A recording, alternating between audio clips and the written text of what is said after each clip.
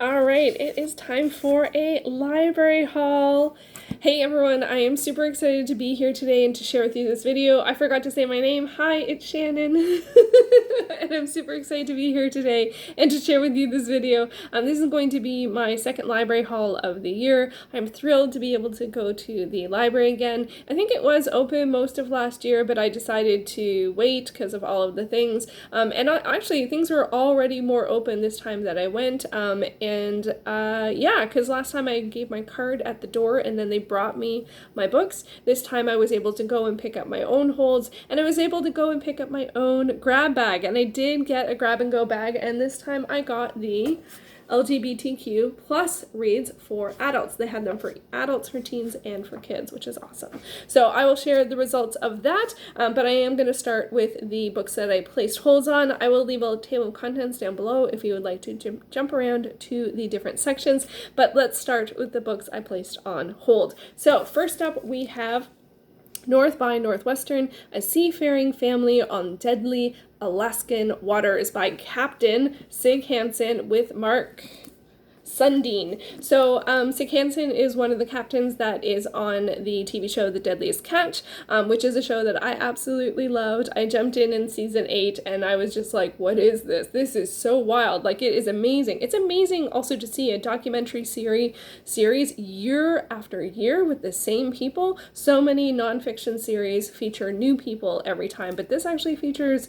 the same people, and the Northwestern has been on it since the beginning, and many of the people on the boat are part of the family. So I'm really curious to hear this. I don't know how much of it is like, I know he comes from a family of fishermen, so I don't know how much of it is like history going back or history on the Northwestern itself or what. I will find out when I read it. I am very much looking forward to it. I am so excited, so that will be very, very exciting. So yeah, okay, so that's the first one.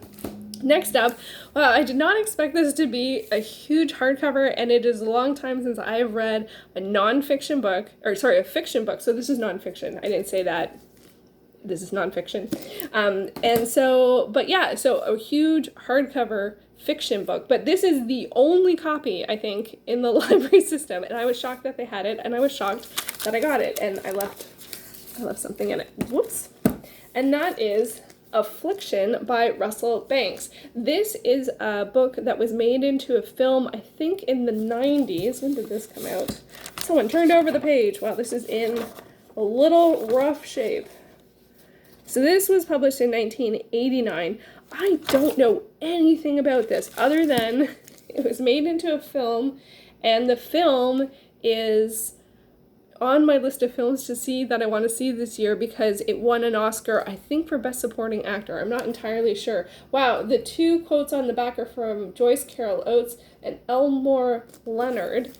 I'm trying to remember. I think I've read something by Elmore Leonard. I'm not sure. So, I don't know. I think it's prime. Deeply troubling work of fiction with a fiercely tender lyricism at its core that makes its outer drama, personal tragedy, sociological comedy all the more memorable. Realistic fiction at its most successful. Wow, well, that is a genre that I don't read a lot. Realistic fiction, which is just sort of like regular fiction or literary fiction, depending on your, how you're feeling, or I'm not going to go there. I actually heard realistic fiction as a term for the first time semi-recently, and this book is like 89, 33 years old. So it's not a new term, but I just heard it a couple weeks ago, and here I'm hearing it again. Do you ever have that happen, the same word or term? Anyway. So I'm going to give this a shot. This definitely will be one of my longer reads. Hopefully other people aren't going to be like requesting it, because if they do, they're going to get this copy, because I really do think it's the only one. I was surprised I was able to get it on the first try. So yeah, so that is a book to film adaptation. That's why I picked it. Next up, oh, I was so excited to see that the library had this. Oh my goodness. Okay, so this is Everything, Volume 1, Collected and Uncollected by Lynda Barry. Comics from 1978 to 81. So Lynda Barry is a comic book artist, teacher, author that I love. She wrote Ernie Pook's Comique, and oh my gosh. And some of her like sort of more instructional books are in like composition book format. And yeah, so I am just looking forward to this so much. I didn't know that they had it. Oh, that I can't show that. That's got nudity. But you know, she's got a really unique style and a wonderful take on things. And if you're interested in making comics, the book Making Comics is great. But I really love, was it composition? I'm trying to imagine. She's just interesting thinker, and I'm working through all of her works. So I was thrilled that the library had this, and I am going to keep my eye out for more works of hers to read throughout the summer. So this one is a bit hefty, you know, but okay, I'm not going to look at the end. I'm not going to look at the end. I'm looking forward to it. So that I'm really, really looking forward to. I'm also looking forward to this one, Moonshot. This is Indigenous Comics Collection. It is volume 1. This was recommended, I think I got it from the library. Often has like articles and posts about recommended titles, and this was one of them, and I was so captivated by the cover. I don't know how many, it has a fair amount. It's a little huge table of contents. And so I'm really looking forward to, there's writing, lots of writing in there, to checking this one out and reading some Indigenous comics. So there you go. Hopefully they have more volumes. It's also noted as Canadian. So there we go. Ooh, and I also, so story time. I also did get two bookmarks. And the bookmarks at the library are through the Design a Bookmark contest, and these are from 2020. This creator, 13 months old. This creator, 6 years old. I won't say who they are because I don't think I can do that.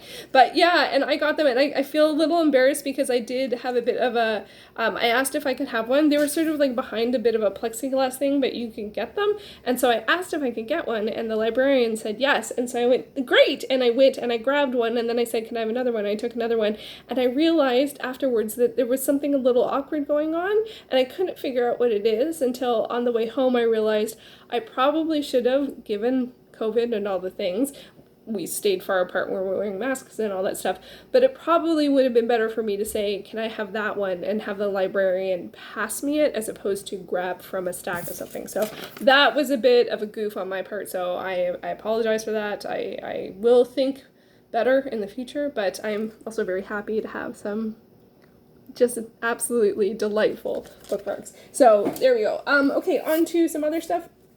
I picked up a copy of Live and Let Chai by Bree Baker. This is for the Who Picked This Book book club. I did also pick it up digitally, but I thought it might be easier to reference. Sometimes when you're reading book club picks or buddy reads, sometimes it's easier to have a physical copy. So I thought, since I was going to the library anyway, that I would pick it up. So that's Live and Let Chai, and I will get to that. And then also, I finally got, so these ones I talked about in the oldest on my Goodreads TBR. So we have The Melancholy of Haruka Suzumiya and The Sigh of Haruka Suzumiya.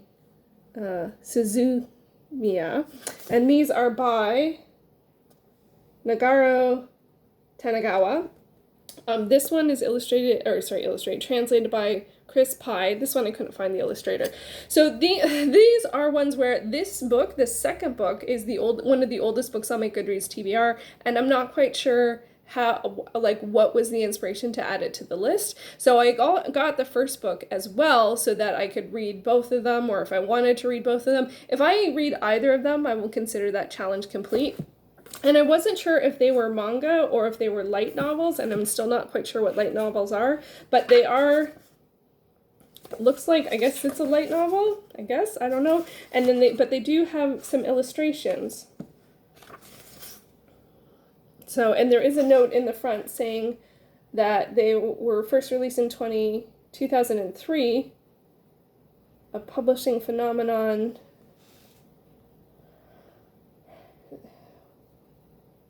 The original publication of each book includes several black and white spot illustrations as well as a 4-page color insert, which have been faithfully reproduced to preserve the authenticity in this first ever English edition. So I guess there's a 4-page, oh yeah. Can I show it? And then there's a color thread. So I am going to, I guess I'll try book one from the Goodreads reviews that I have perused. They say book one is, the reviews of the second book indicate that they mostly enjoyed book one the most. So I will start with book one and see how it goes. It does look like it'll be quite fast reading, but I kind of feel like I have no idea what I'm getting into. But I will give them a shot. So there's those. So these are, we're now on to challenge books. Now I have Meet the Austins by Madeline L'Engle. This is the first book in a series, the Austen Family Chronicles.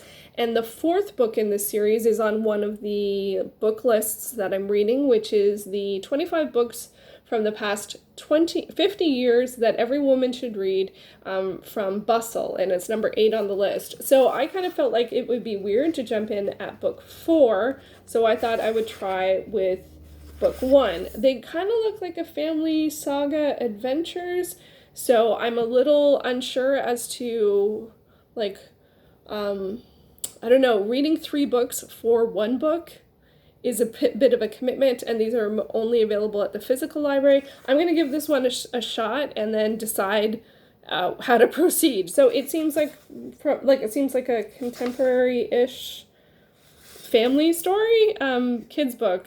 So I'm not quite sure how or why it made the list and what for, but I'm going to give it a shot and then see where things lead.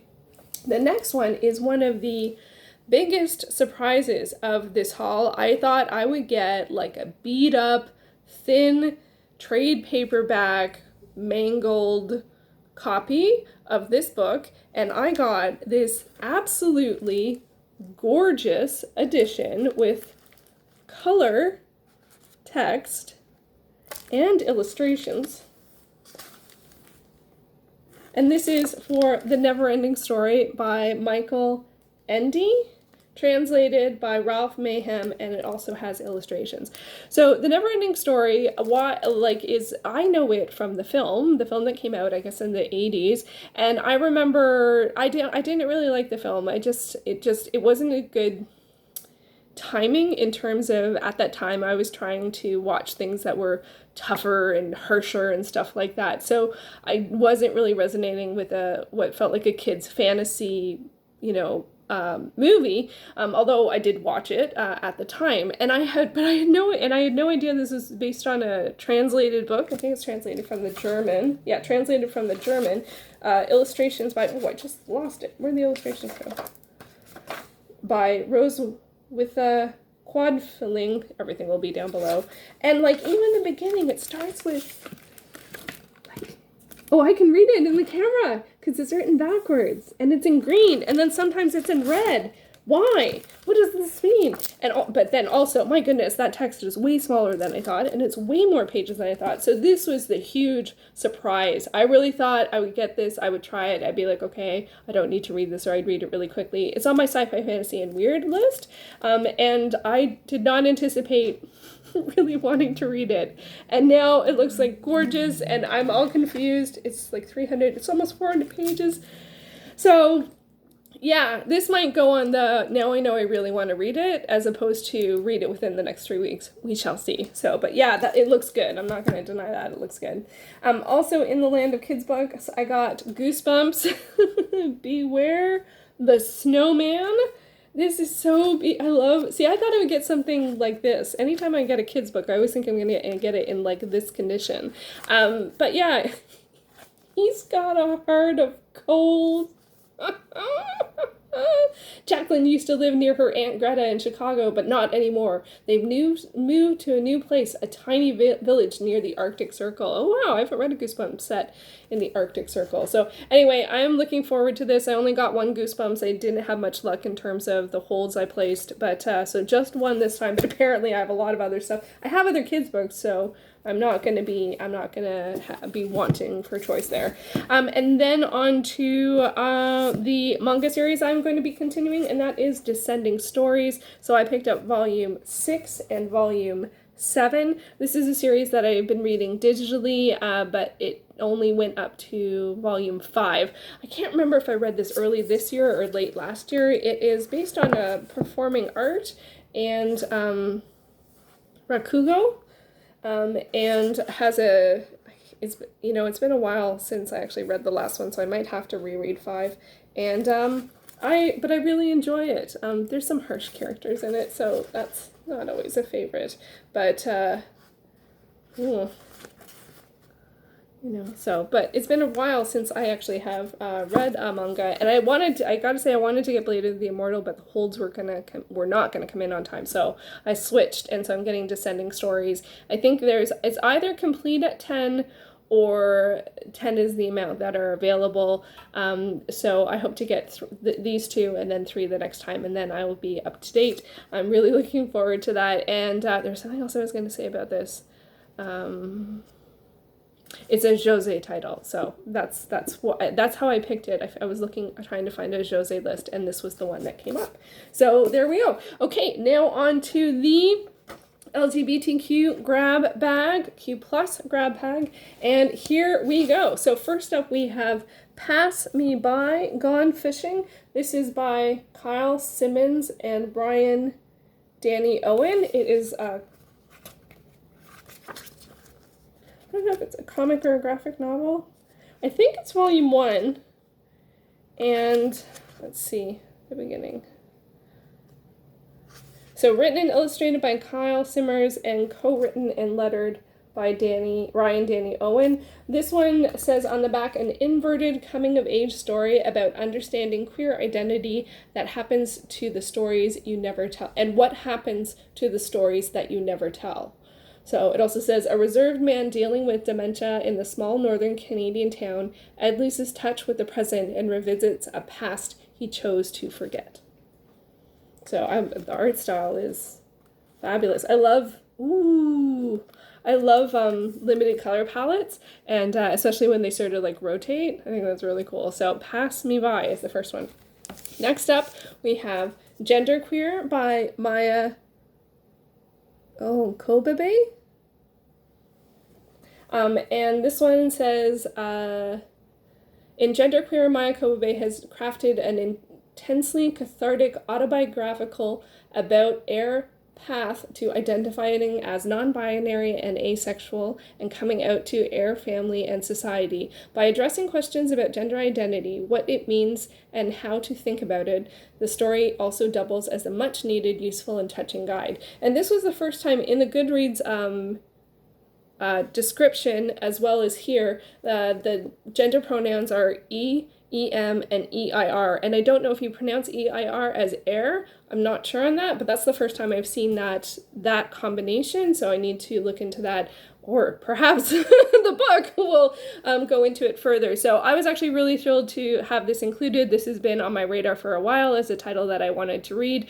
This one I do have to make sure that I read in the next 3-week period, because all of the copies are borrowed. So if anyone requests this, I won't be able to renew it. So I'm really looking forward to it. Let's take a quick look inside. And yeah, there we go. That was a little much. Actually, I don't think that's something that should be a problem with. I've seen people talk about whether or not you can post about that, but that's getting into it more. So I forgot to say, in some of these, because I don't know too much about them, these two are both about, this is about gender identity, this is about queer identity, but some of the other ones I did pick some of the, and this one's nonfiction, what Goodreads categories they came into. So this one's nonfiction, memoir, LGBTQ, graphic novel, and gender identity. So there we go. Next up, more nonfiction. We have Big Sex, Little Death by Susie Bright.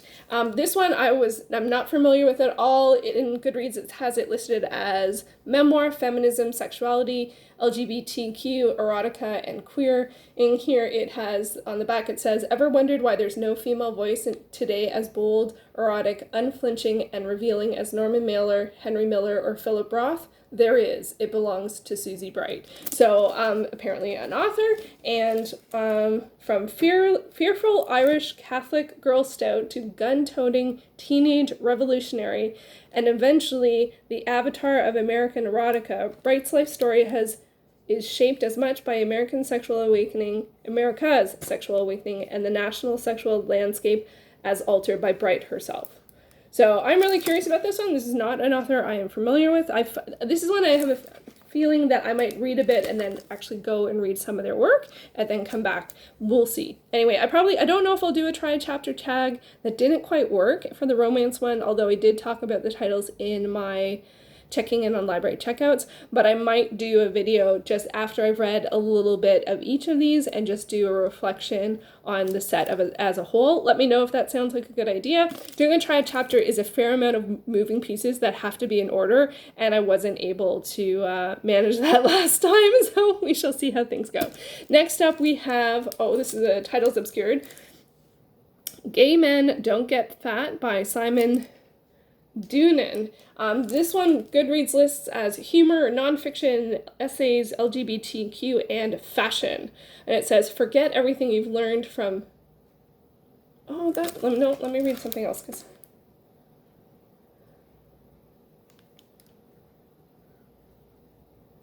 So it says, Simon Doonan knows that when it comes to style, the gays are the chosen people. A second anthropological truth comes from him midway through eating half a turkey bun with no bun at an otherwise hetero barbecue. Do the straight people have any idea how many calories are in guacamole? In this hilarious discourse and guide to a well-lived life, Doonan goes far beyond the secrets of eating like the French. He proves that gay men are really French women, from their delight in fashion, their brilliant choices in accessories and decor, and their awe-inspiring ability to limit calorie intake. So this one definitely looks like it is humor, a bit tongue-in-cheek, but I do have to say I think we've come a long way in terms of considering food and weight and that kind of thing. So I wonder if things like that will feel a bit outdated. I'm not sure. This does feel like a very tongue-in-cheek kind of thing, which is not something I would normally try. So I'll be really curious to see what my reaction to this is. In terms of, let's look at the table of contents.